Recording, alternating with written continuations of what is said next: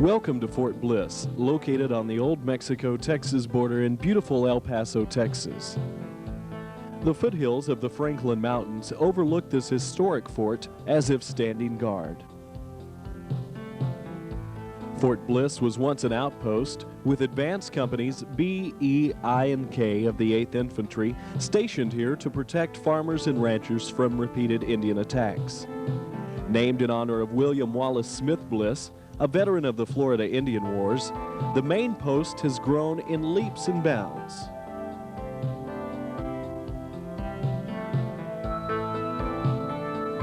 Fort Bliss now encompasses over 100,000 acres of desert land just north and west of downtown El Paso.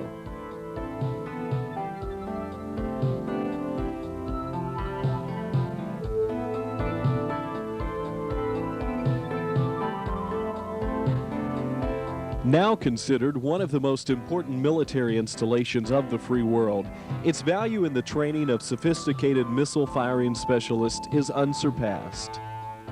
The post has become a modern facility in every way, from its modern shopping mall, recreational facilities, modern new banks, quaint little churches, and modern schools. As one of the major installations in the U.S., Fort Bliss continues to add to its colorful history as well as its military importance. Soldiers from Germany, for instance, train and live here.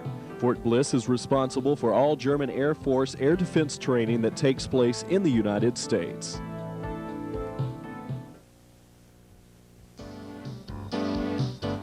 When new recruits first arrive at Fort Bliss, one of the first things that they see is this building. Ironically, this is also one of the last things they see at Fort Bliss, because it is in this auditorium that they graduate from basic training. But before training can begin, each soldier must go through processing and fill week. During this time, the new recruits go for haircuts.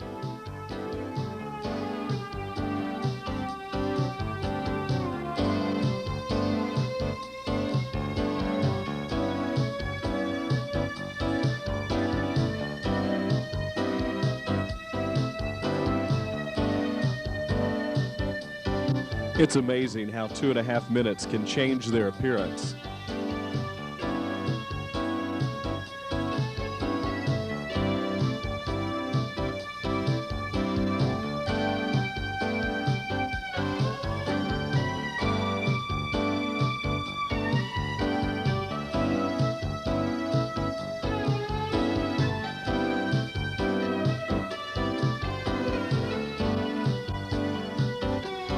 This is not done to harass the soldier, but is done for sanitary reasons and also makes everyone look and feel alike.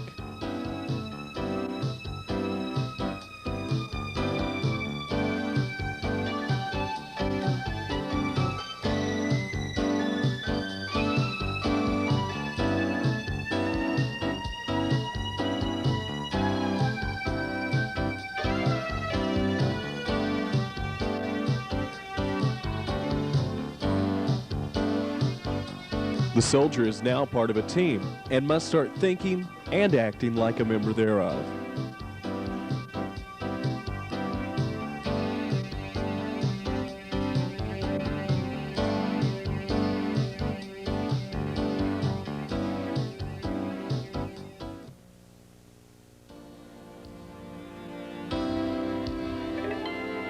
After haircuts, it's time to be fitted for the proper clothing. It's amazing how all this stuff fits.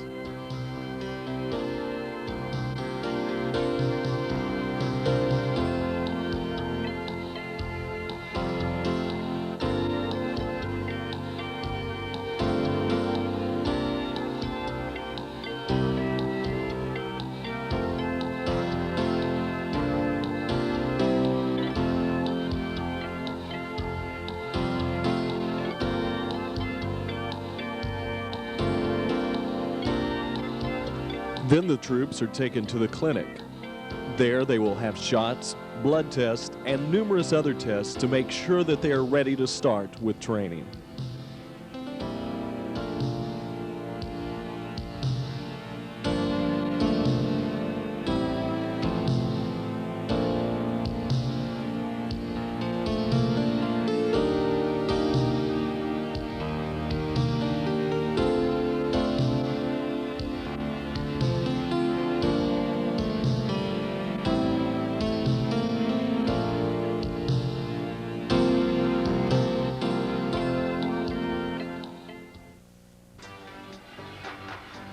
The challenge here is to conduct the training so that the learning experience is confidence building and success oriented.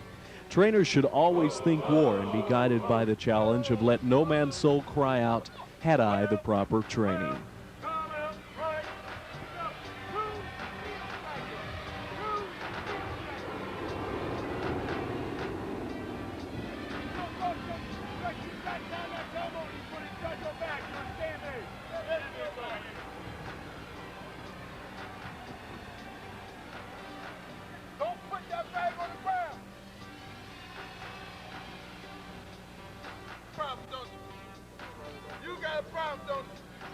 I look down there and find your black glove, we gonna have a definite problem.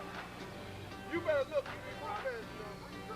Wow, Lord, behold, you found it, correct? You laughing at me? Then why you put the other in here? You got put no drill sergeant. Black glove. No drill sergeant. I still can't hear you. No drill sergeant.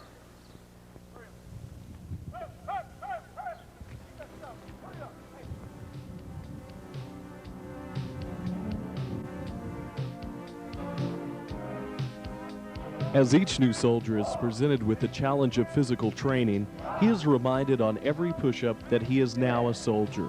Fooling around time is over. This is serious business.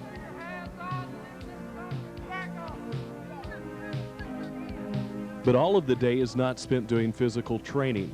As Sergeant Jackson explained, some very valuable time is spent learning about the M16A1 rifle. BRM period 1. Sergeant Jackson, could you tell me what is going on here today? Yes, at this time we are in BR period 1, is the introduction of the M16A1 rifle. In this class, they learn about how to disassemble a weapon, assemble a weapon, clean a weapon, inspect a weapon. At this time, you notice a lot of weapons are broken down where that they are learning all the parts of the weapon, the major working parts of the weapon. Once they leave here, they go to period 2, where period 2 gets them into a better feeling of the weapon, where that they get to shoot the weapon in the box hole, the chrome and everything, and learn that fundamental. But right now, like I said, you're in period 1, and period 1 is based on the introduction of the weapon. Maximum effective range is what? Thank you. Maximum effective range is 2,750 meters. What's the effective range? Back there. Maximum effective range is 460 meters or so. Just wait to go off. This, you know, very big chance to shoot a bomb.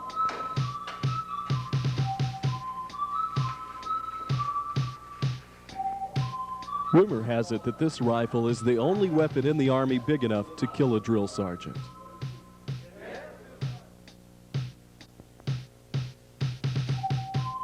Now we move on to the second week, when new recruits are taught the basics of drill and ceremony. As you can see, these guys aren't ready to perform for the general yet, but they are trying. Bradford, Sergeant, can you tell us what's going on here this morning? Basically what we're doing this morning is having drill and ceremony period 5, which we teach the new recruits the right shoulder arms, left shoulder arms, inspection arms, and 2 carry positions with the weapon.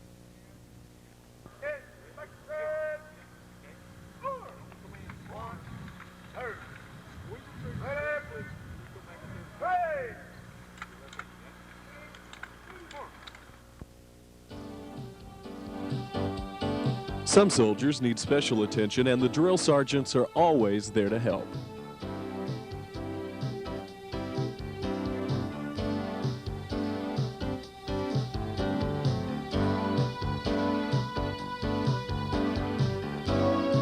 On Sunday of the third week, the troops get to relax a little and have platoon and individual pictures made. Some of them will lose weight, some will gain weight, but all of them will look better when basic training is over.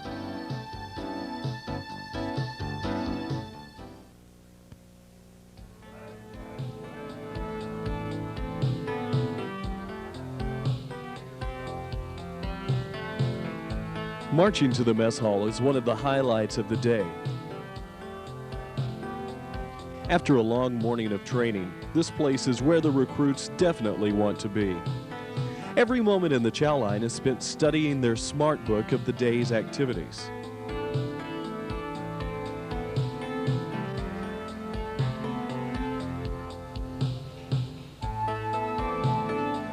The chow is well prepared and nutritious, and they really do devour it.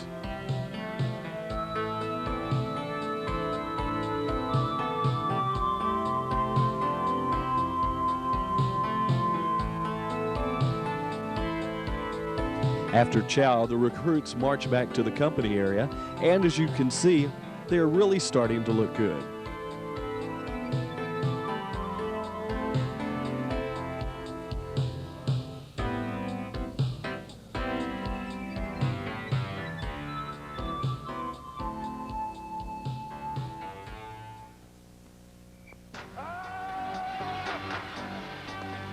During the third week, the recruits get to go through pugil stick training. This padded instrument simulates a rifle with bayonet attached, and each slash, butt, or stab represents a kill or injury to the enemy.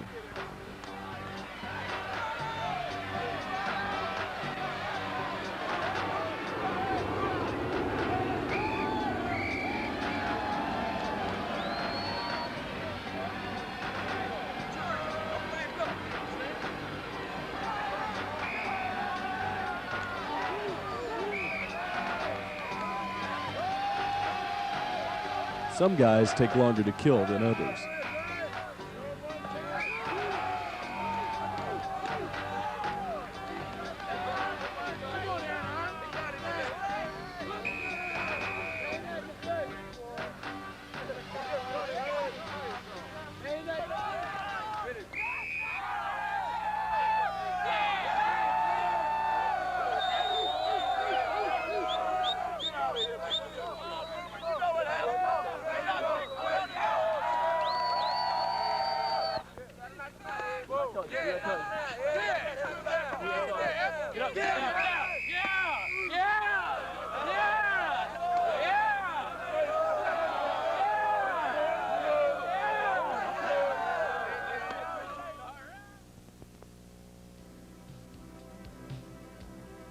In week 4, the recruit's home is truly on the range.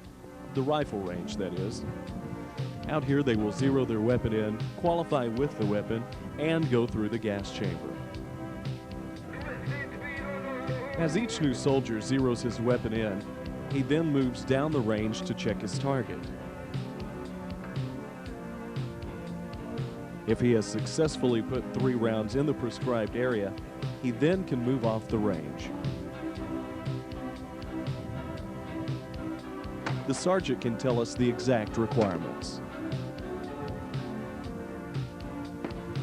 Fletcher? Sergeant Fletcher, can you tell me what BRM 5 is? Yes, for BRM Period 5, the soldiers are given 3-round magazines up to the count of 18 rounds, and they're required to put 5 out of 6 rounds consecutive inside of a 4-centimeter circle to zero their weapon prior to qualification. And once they qualify, say zero their weapon, then they're ready to move on to the next period, which is BRM Period 6, which is for qualification. Here is a typical target after 3 rounds have been put into the required area.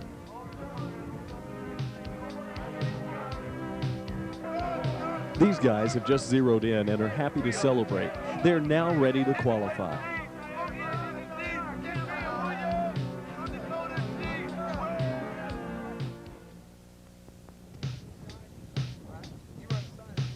As the soldiers move into position to qualify, they're given 40 rounds of ammo. They're required to put at least 23 of these rounds into targets that pop up at varying distances. 23 to 29 hits will earn a soldier a marksman's badge. 30 to 35 is considered to be sharpshooter, and 35 to 40 is an expert.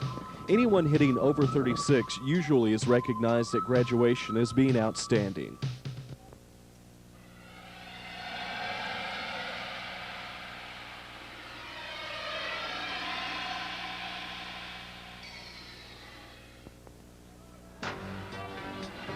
In the 5th week in the desert, the soldier goes through the gas chamber. He is required to at least state his name, rank, and serial number before he is let out. This experience is vital to him. It installs proof and confidence that in case of a chemical warfare attack, the soldier's gas mask will work.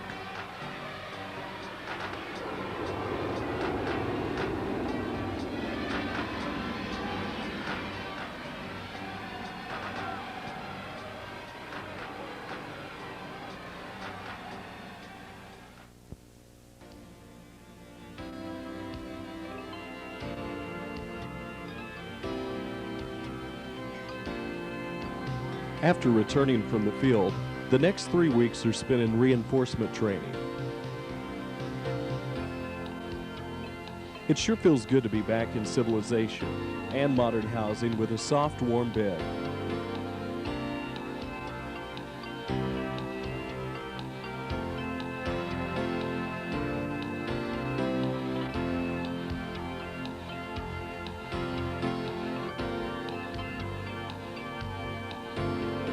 By the way, this is how the barracks look, all cleaned up and ready for inspection.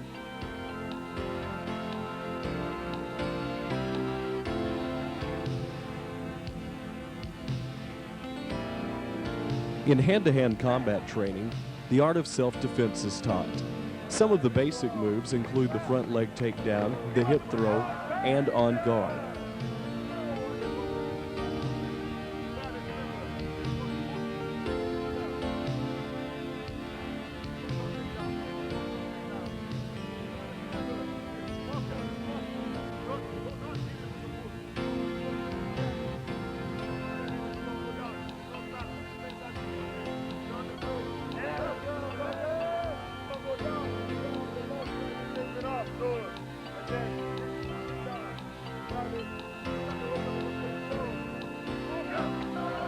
Before beginning, though, it is important to warm up.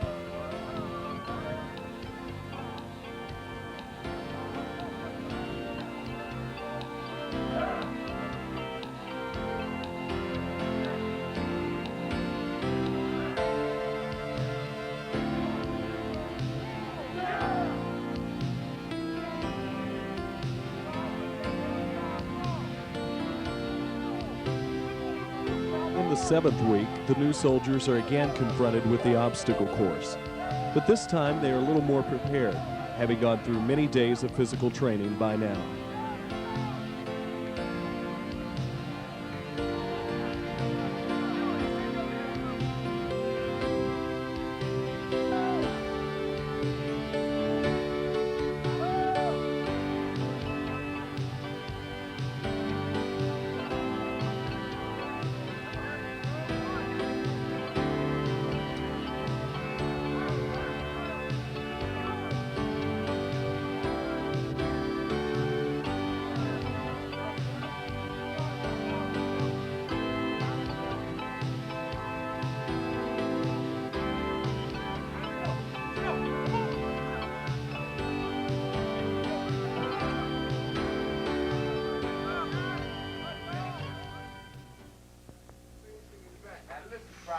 When I tell you that it's time to get set, you get set. You don't sit there and play around.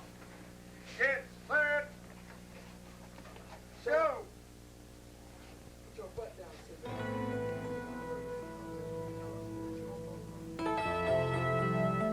Another test to pass is the Army Physical Fitness Test. Here each soldier must complete the push-up test, sit-up test, and be able to run 2 miles within a preset time.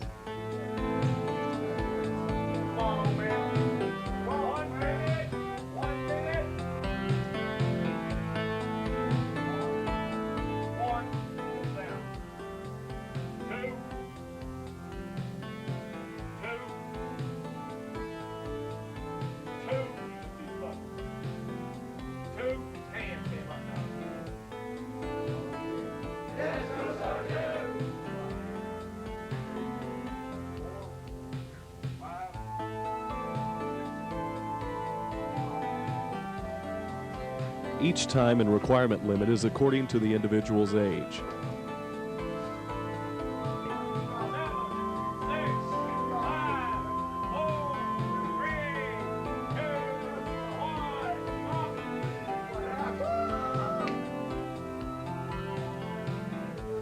Also required to be able to graduate is the basic skills test, such as the application of the gas mask, high and low crawl to simulate an attack maneuver,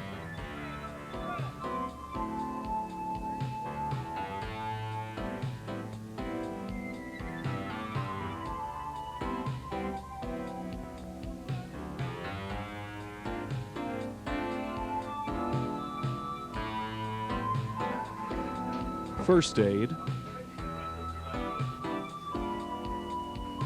mouth-to-mouth resuscitation, the proper use of splints, how to install, fire, and recover an M18A1 Claymore mine, and the proper use of the law rocket.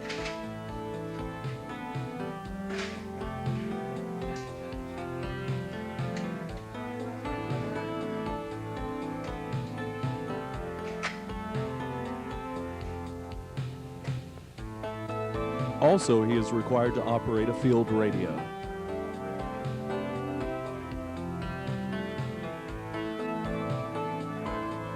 On the day before graduation, the recruits are marched over to turn in their field gear, commonly known as TA-50. It sure feels good to be rid of all that gear.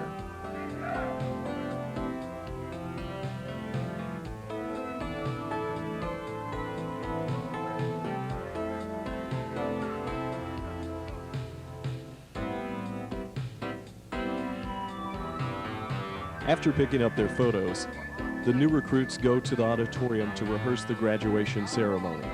Tomorrow is their day.